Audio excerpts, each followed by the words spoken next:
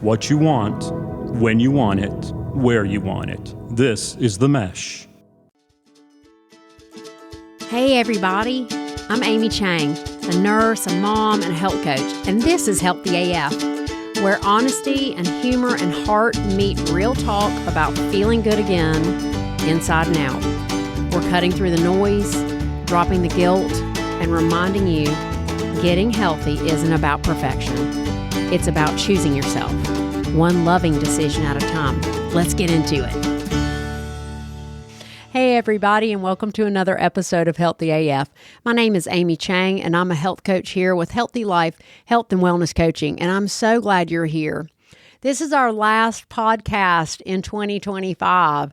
I'm so excited. We've made it the whole year, and like many of you, I'm sure, our topic of the day is coming out of my reflection of the year that we've had.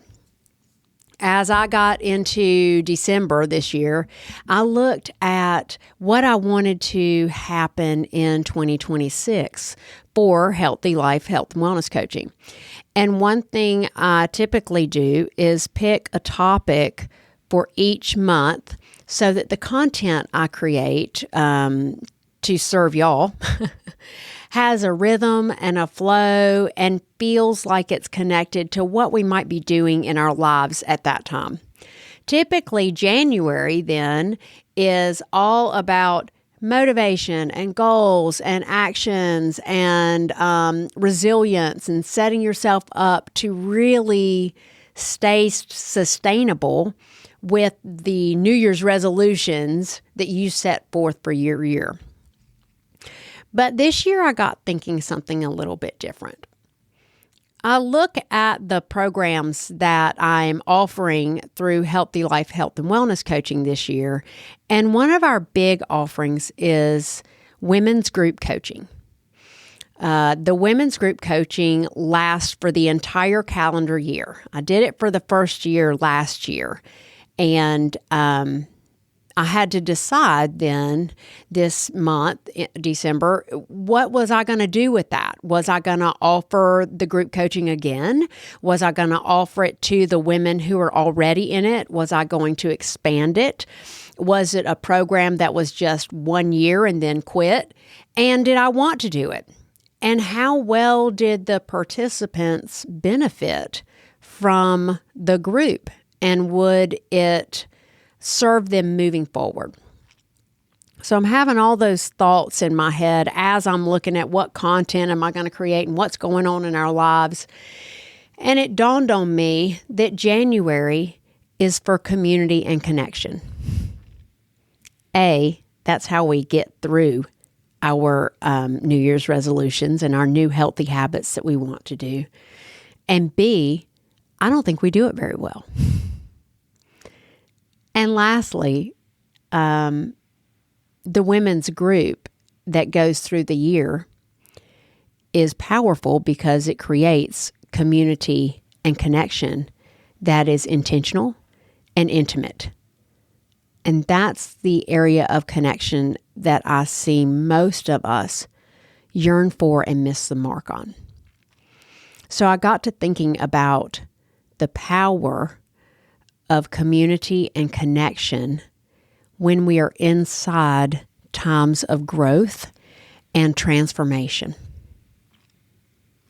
So what we're going to do here coming up in the January content is we're going to look at different kinds of connection and how we might use them, look and see what we have in our life, what we might need to build up in our life. You know, I, like y'all, have several different types of connection. And I remember in one of the podcasts during the summer, I think I talked about community and how even the guy who lives on the third floor of one of the houses that I have my early morning bike ride past is part of my community, as I wave to him good morning when I go by, and he booms his voice down to the street, good morning. You know, that is part of my community. And so we have all these varying types of community and connection. I just wanted to give you a an idea of what's coming to you in 2026. Actually, it was a friend of mine and I had a conversation. This is a friend that I have a very intentional connection with. We decided actually 2 years ago to call each other every day. And we decided that because when that bad day hits, or when we're feeling frantic and we don't know what to do, or we want to isolate, the phone is so heavy. So we decided, okay, we're going to call each other every day. And we had some rules about that. We were very intentional about that. And I'll talk about that in a later podcast. And the conversations that I have with that friend are intentional and they are growth minded. So in talking to her about connection, we decided that there are levels. And I want to set a structure for us now so that you can see what's coming in January. We're going to talk about those levels of connection. I think the first level of connection that I see is just acknowledgement of another human being. Now, this sounds like, well, yeah, I acknowledge people all the time. But do you?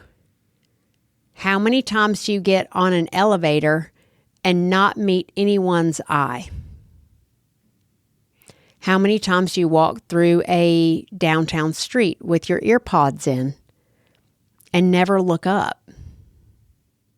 How many times are you on the phone while you're going through the checkout and never acknowledge the cashier who's in front of you? Yeah, I do that. I'm sure other people do that. I see other people do that. Sometimes I'm the one who's like, hey, while their head is down and they're looking kind of annoyed, like, why are you looking at me? Yeah, so that's that one level of connection, just at its base, acknowledging another human being. I even acknowledge dogs who are walking past me. They're my favorite to acknowledge.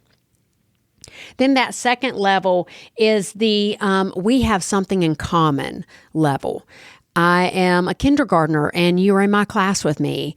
I am a college student and you live on my dorm.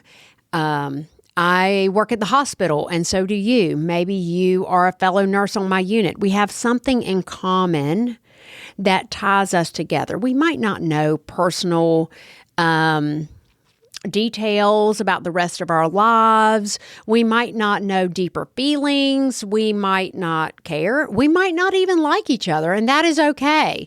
But we have something that glues us together and gives us a reason to interact. And those can be really important. Let's see, the third level is we spend time outside in a social setting. This could be a Bible study. It could be pickleball or golf or tennis, any of your sports. It could even be a CrossFit class. It could be we go out for monthly dinners, or we have that mahjong class or bridge club. That's important too, to have that set aside time to build that relationship. But it's a little bit different than the next level. And the next level I titled intentional, intimate connection. An intentional, intimate connection. So let's take that we spend time outside of our normal schedules doing social stuff in mahjong. But actually, when we spend that 3 hours playing whatever game we're playing, we spend that time gossiping about the neighbors and talking about how horrible our husbands are. That's not a growth set, right? That might be a vent session, but I don't think that most of us are intentional about, I can't wait to get to mahjong and just vent it all out. I don't think we're intentional about that. I think we show up and what happens, happens. And that's okay too. That is an important part of connection. But that's not intentional, intimate connection. Intentional, intimate connection has a purpose. A lot of times it's to grow spiritually. So you see that in your Bible studies. Sometimes it is to grow just into a better version of yourself, a more evolved version of yourself. Inside these relationships, that's where we see accountability. We see detachment, like, I love you, and I don't care if you eat those 500 Oreos, and last night you told me you weren't going to eat any more Oreos, so are you sure you want to be picking up that pack? That's where we have those conversations. That's where we show up to Mahjong, and there's a card in front of each spot that says, what are you really grateful for today? Or what really awesome thing did you do today? Or what's weighing on your mind? That's where we intentionally have spaces inside that relationship to foster connection to, like, yeah, I know you said your husband was a butthead, but how are you feeling about that? What's your life really like? Those places where we can really connect on a very human level, a very relatable level, a level where we can see the similarities, because pain is pain. It might come through a different way, a different experience, have a different flavor, but it's the same. And joy is too. And when you surround yourself in intentional, intimate connectivity, you have space to share those parts of your life. That's what people get in the group. I can't replicate that in individual. I can't. I can give them one person who wants what they want for their life without becoming attached to whether or not they actually get there. I just want what they want for themselves, but I'm only one person. Imagine what life might be like if you cultivate that you have pockets in your communities that have that flavor of intentional intimacy. That's how we're wrapping up December, by looking into January. Who are our people? Where do we miss the mark on building our communities to support the people we want to become? And how do we have fun? I'm looking forward to it. I will see you next time on Healthy AF. Thanks for hanging out with me today on Healthy AF. I hope something you heard helps you take one small, kind step toward your healthiest self. If you love this episode, hit subscribe so you never miss a conversation. And if you want more support, head over to myhealthylife.coach to connect with me. Remember, you don't have to do it perfectly. You just have to start choosing you. See you next time.